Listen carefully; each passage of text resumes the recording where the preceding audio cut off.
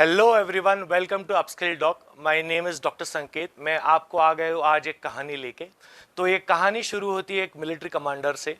तो ये military commander होता है, वो बहुत ही बड़े पोस्ट पे होता है और उसके डिसिप्लिन के बहुत चर्चे रहते हैं because he is very discipline. Okay, तो उसकी 5 साल की बेटी होती है। तो वो बेटी होती है, बहुत ही प्यारी बेटी होती है, बट वो बहुत मस्तीखोर होती है, बहुत मस्ती करती है।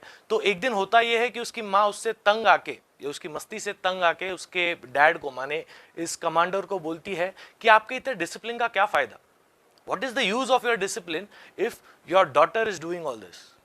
तो जब ये कमांडर ये सुनता है, उसे बहुत ही सीरियसली ले लेता है और वो तुरंत अपनी बेटी को बुलाता है और उसे कहता है कि from today onwards you have to be discipline and आपको एकदम अच्छे तरीके से रहना है। तो उसके डैडी का ये सेंटेंस सुन के वो लड़की फटाक से बोल देती है, यस डैडी।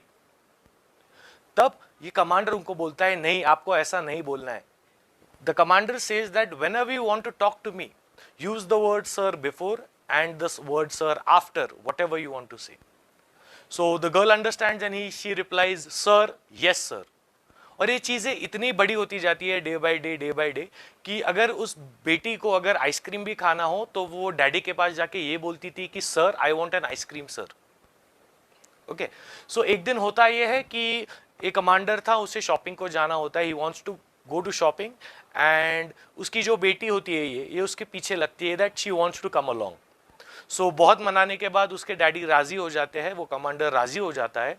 पर वो कमांडर उस लड़की को कहता है कि आपको पीछे के सीट पे बैठना पड़ेगा शांति से। तो बेटी उसके लिए हाँ कह देती है और ये चले जाते हैं शॉपिंग। तो जब ये शॉपिंग को जा रहे रहते हैं कार में, तो वो जो बेटी होती है उसके मुलायम हाथों से उसके डैड का कंधा टच करती है, उसके पास आती है, उनके कान में कहती है, sir, I love you sir. और जैसे ही ये सुनता है कमांडर, उसकी आंख नम हो जाती है। I don't know, he realizes something. What do you feel he realized? You know what he realized? He realized that he is not a military commander for her daughter. वो उसके बेटी के लिए कोई मिलिट्री कमांडर नहीं है, उसके लिए तो वो एक लवेबल फादर है। He is a supportive structure for his wife. He is not a military commander. He is a enthusiastic brother for a sister. He is a responsible son to his parents. Yes, he is the military commander only when he is on duty. And this is what he realized and that blew him away. And I guess मुझे लगता है कि इस कहानी के साथ आपको भी कुछ समझ में आ गया रहेगा कि हम है ना, हम जिंदगी में जितने लोगों से मिलते हैं, हम हर लोगों से वो जैसे इंटरेक्ट करते हैं, जैसे उनसे बात करते हैं, उस तरीके से हम उससे रिस्पॉन्ड करते हैं या उस तरीके से हम एक्ट करते हैं।